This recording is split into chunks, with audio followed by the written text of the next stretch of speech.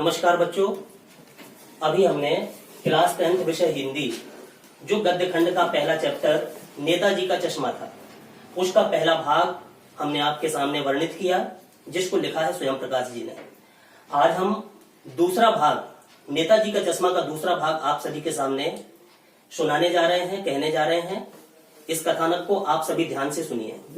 पहले कथानक में आपने सुना था कि हालदार साहब जो थे किसी काम से अपनी कंपनी के सिलसिले से किसी कस्बे से गुजरा करते थे, और उस कस्बे में जब चौराहे पर पहुंचते थे तो नेताजी सुभाष चंद्र बोस की एक संगमरमर की आधी फोटो, यानी कि ऊपर से पेट से ऊपर के पूरी सिर तक की आधी फोटो वहां पर थी। वो संगमरमर की बनी हुई, लेकिन जिस मूर्तिकार ने वो बनाई होगी चश्मा बनाना भूल गया, शायद चश्मा नहीं था उस मूर्ति में। और जब भी वो गुजरा करते थे हालदार साहब, देखा करते थे कि चश्मा इनकी आंखों पर नहीं लगा है, और एक ओरिजिनल रियल चश्मा जैसा हम और आप सभी लगाते हैं, वो रियल चश्मा उनकी आंखों पर किसी ने फिट कर दिया है। एक दो बार जब आते जाते हो गया उन्हें, तो उनसे रहा न गया कि वास्तव में ये बार बार चश्मा कौन बदलता है। तो उनकी आदत पड़ गई थी, उसी चौराहे पर एक पान वाली की दुकान थी, तो उनकी आदत पड़ गई थी कि मूर्ति को निहारना, मूर्ति को देखना, मूर्ति को देखते हुए पान वाले के पास जाकर के पान खाना और कुछ प्रश्न करना। यानी कि हालदार साहब जब भी उस कस्बे से गुजरते थे, नेताजी की जो प्रतिमा थी उस चौराहे पर कस्बे में, उसको अवश्य देखा करते थे। हर बार उन्हें नेताजी का चश्मा बदला हुआ मिलता था। एक दिन पान वाले से, जहां वो पान खाया करते थे, जो बहुत पान खाता था, उसका मुख पान से खाली रहता ही नहीं था। अगर एक पान उसने थूक दिया तो दूसरा पान उसके मुख में चला जाता था। लगातार पान खाने से उसकी लाल काली बत्ती सी भी हो गई थी, दांत बिल्कुल लाल काले से पड़ गए थे। बहुत खुश मिजाज व्यक्ति वह था, बहुत ही मोटा ताजा काले रंग का, उसकी तौंद काफी लंबी निकली हुई, हंसता था तो उसकी तौंद हिलती थी। तो उस पान वाले के पास वो जाया करते थे, पान खाते थे, उससे प्रश्न किया करते थे। तो एक दिन पान वाले से उन्होंने पूछ लिया हालदार साहब ने कि मुझे पता है कि कैप्टन साहब का चश्मा बेचने वाला व्यक्ति मूर्ति पर चश्मा लगाता है, ये चश्मा कौन लगाता है? तो पान वाले ने बताया कि एक कैप्टन है, उसकी आदत है कि मूर्ति पर चश्मा लगा देना। क्यों लगाता है? चश्मा क्यों बदल देता है? तो वो उसने बताया था पान वाले ने कि अगर कोई ग्राहक उसके पास आ गया कैप्टन के पास, तो क्या करता है वो? अगर वैसे ही फ्रेम वाला चश्मा चाहिए तो कहां से लाएगा? उसके पास तो गिने चुने फ्रेम वाले चश्मे हैं। तो वो नेताजी की मूर्ति से क्षमा याचना करके वो चश्मा निकाल करके उसको दे देता है, बेच देता है, और दूसरा चश्मा अपनी बक्सिया से निकाल करके उनकी आंखों पर फिट कर देता है। तो आगे क्या होता है? ये ड्राइंग मास्टर चश्मा बनाना क्या भूल गया था? जिसने ये चश्मा बनाया था, ओरिजिनल चश्मा उसने क्यों नहीं बनाया? बनाना चाहिए था। सोचते हैं हालदार साहब कि शायद इसलिए ना बनाया होगा कि अगर ओरिजिनल चश्मा हम संगमरमर के पत्थर का बना देंगे तो उनकी आंखों पे शायद बंद हो जाए, आंखें दिखाई ना दे, इसलिए बिना चश्मे की नेताजी की मूर्ति छोड़ दी।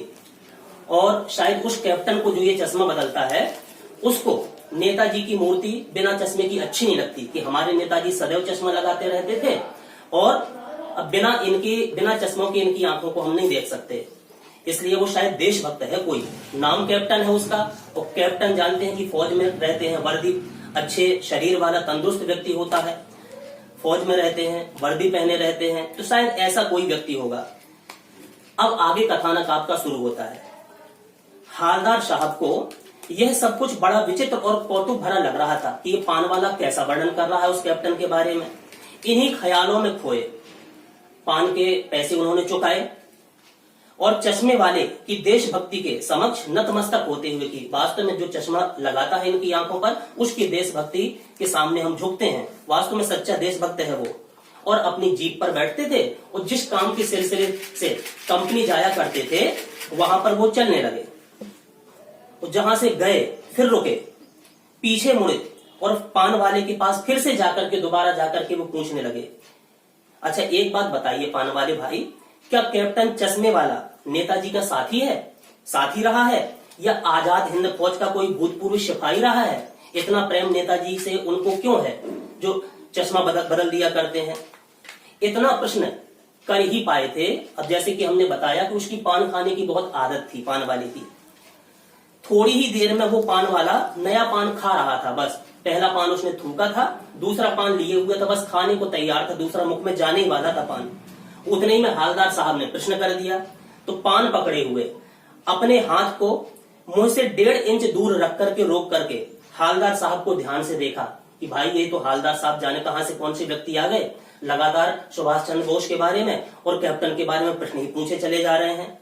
तो जब उन्होंने प्रश्न किया कि क्या उनका साथी है वो, फिर अपनी लाल काली बत्ती सी दिखाई उसने, यानी कि उनके प्रश्न को सुनकर के उसको हंसी आ गई और मुस्कुरा करके बोला, नहीं साहब, वो कोई कैप्टन नहीं है, न नेताजी सुभाष चंद्र बोस का कोई साथी रहा है, न भूतपूर्व सिपाही है। जानते हो वो कौन है? अरे वो लंगड़ा है, लंगड़ा। क्या जाएगा फौज में? लंगड़े लूले कहीं फौज में जाते हैं? वो तो लंगड़ा व्यक्ति है कैप्टन। अरे पागल है वो, पागल। उसको पूरे समाज के लोग, पूरे कस्बे के लोग पागल कहते हैं।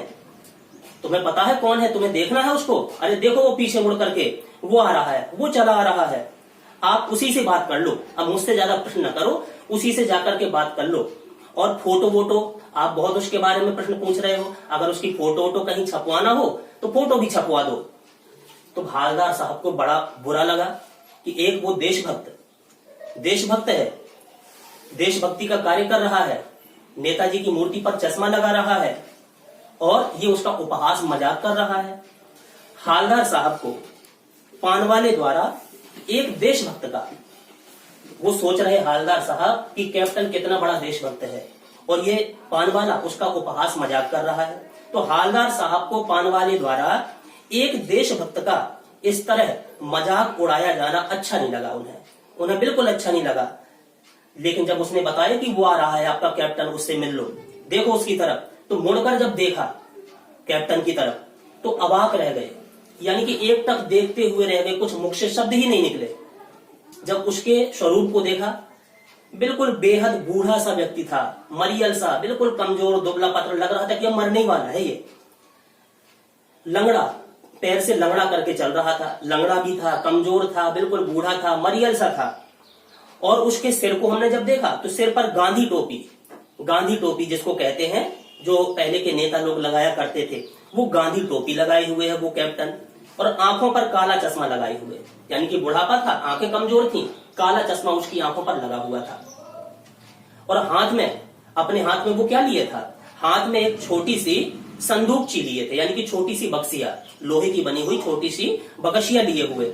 और दूसरे हाथ में क्या लिए था? एक हाथ में तो बकसिया लिए और दूसरे हाथ में एक बांस लिए, उस पर कई सारे चश्मे टांगे हुए हैं। अब हमें पता चला कि इस बूढ़े की ना कोई दुकान है, सिर्फ फेरी लगा करके चश्मे बेचता है ये। अभी एक गली से निकला था और अब एक बंद दुकान के सहारे, बूढ़ा था बेचारा, दुबला पतला था, चलते फिरते सुबह से टहल रहा होगा, थक गया होगा बेचते बेचते, तो एक दुकान के सहारे अपना बांस टिका रहा था, थक गया था लगता था वही बूढ़ा कैप्टन। तो इस बेचारी की दुकान भी नहीं है। अब मुझे अंदाज हुआ, हवलदार साहब कहते हैं कि इसकी बेचारी की शायद दुकान भी नहीं है, ये फेरी लगा करके चश्मा बेचता है, इसका नाम कैप्टन है, ये वास्तव में कैप्टन नहीं है, फेरी लगाता है। अब हवलदार साहब चक्कर में पड़ गए, पूछना चाहते थे उस पान वाले से, हवलदार साहब प्रश्न करना चाहते थे कि इसे कैप्टन क्यों कहते हैं, भाई ये बात तो बता दो कि आप लोग कैप्टन कहते हैं कि कैप्टन है वो, आखिर कैप्टन क्यों कहते हो इसको? क्या यही इसका वास्तविक नाम है? शुरुआत से, बचपन से ही इसका नाम कैप्टन इसके माता पिता ने रख दिया था। लेकिन पान वाले ने साफ बता दिया था कि अब वह इस बारे में और कोई बात करने को आपसे तैयार नहीं है। आपने बहुत प्रश्न किए, हमने आपके बहुत सारे उत्तर दे दिए, अब हम कोई भी आपका प्रश्न नहीं सुनना चाहते और ना अब उत्तर देंगे। ड्राइवर भी, हवलदार साहब का जो ड्राइवर था, जिस जीप से जाया करते थे शहर की तरफ अपनी कंपनी के काम के सिलसिले से, वो भी बेचैन था कि हमारे साहब, हवलदार साहब जाने कहां यहाँ पर रह जाते हैं, आते नहीं है समय पर, जाने कितनी देर लगाते हैं पान खाने में। वो भी बेचैन बैठा था ड्राइवर उनका। चलो, काम भी था, कंपनी के सिलसिले से उन्हें जाना भी था। तो ड्राइवर साहब जीप में बैठा हुआ था, तो हवलदार साहब यहां से पहुंचे और जीप में बैठ गए। चलो, बैठ गए। तो हवलदार साहब का लगातार 2 साल तक काम के सिलसिले से उस कस्बे से गुजरना होता रहा। 2 साल तक उस कस्बे से गुजरते रहे वो, और नेताजी की मूर्ति में हर 15 दिन में जाया करते थे वो, हर 15 दिन में वहां से गुजरते थे। लगातार 2 साल तक काम रहा और हर 15 दिन जब वो जाया करते थे, प्रत्येक बार उनकी मूर्ति में बदला हुआ चश्मा दिखाई देता था। बदला हुआ चश्मा कभी कभी देखते थे, कभी गोल चश्मा लगा हुआ है आंखों पर, कभी चौकोर लगा हुआ है, कभी लाल चश्मा, कभी काला चश्मा, कभी कभी जैसे अपन सभी लोग लगा लेते हैं धूप का चश्मा। हाँ, धूप का चश्मा भी कभी कभी नेताजी हमारे लगा लेते हैं। कभी कभी कांचों वाला गोगो चश्मा, पर कोई ना कोई चश्मा होता जरूर है इनकी आंखों पर। यानी कि हालदार साहब सोचते हैं कि 2 साल में मैं जितनी बार गुजरा 15 दिन के अंतराल में, मुझे इनकी आंखों पे ऐसा नहीं मिला कि चश्मा ना लगा हो, यानी कि और ओरिजिनल चश्मा। तो उस धूल भरी यात्रा में हालदार साहब को कौतुक और प्रफुल्लता के कुछ क्षण देने के लिए ये माहौल बनता रहा 2 साल तक। अच्छा, एक समय की बात है, फिर एक बार ऐसा हुआ, गुजरते रहते ही थे वो 15 दिन के अंतराल में, तो एक बार ऐसा हुआ कि मूर्ति के चेहरे पर कोई भी कैसा भी चश्मा नहीं था। एक बार जब वो हालदार साहब गुजरे तो उनकी आंखों पर, नेताजी की आंखों पर कोई भी किसी प्रकार का चश्मा नहीं था। उस दिन पान की दुकान भी बंद थी, जहां से वो पान खाया करते थे उस पान वाली की दुकान भी बंद थी। चौराहे की, जिस चौराहे पर नेताजी की मूर्ति स्थापित थी, वहां की अधिकांश दुकानें बंद भी थी। अगली बार भी चलो चले गए, किसी ने बताने का कारण नहीं समझा कि किस कारण से बंद है, आज इनकी आंखों पर चश्मा क्यों नहीं है नेताजी की। चलो जीत बढ़ गई। अगली बार फिर 15 दिन के अंतराल में फिर आए, 15 दिन के बाद में अगली बार भी मूर्ति की आंखों पर चश्मा नहीं था। यानी कि हालदार साहब की आदत पड़ गई थी, जब भी उस कस्बे से गुजरे उस चौराहे पर पान खाना और नेताजी की मूर्ति को निहारना, ये आदत सी बना ली थी उन्होंने।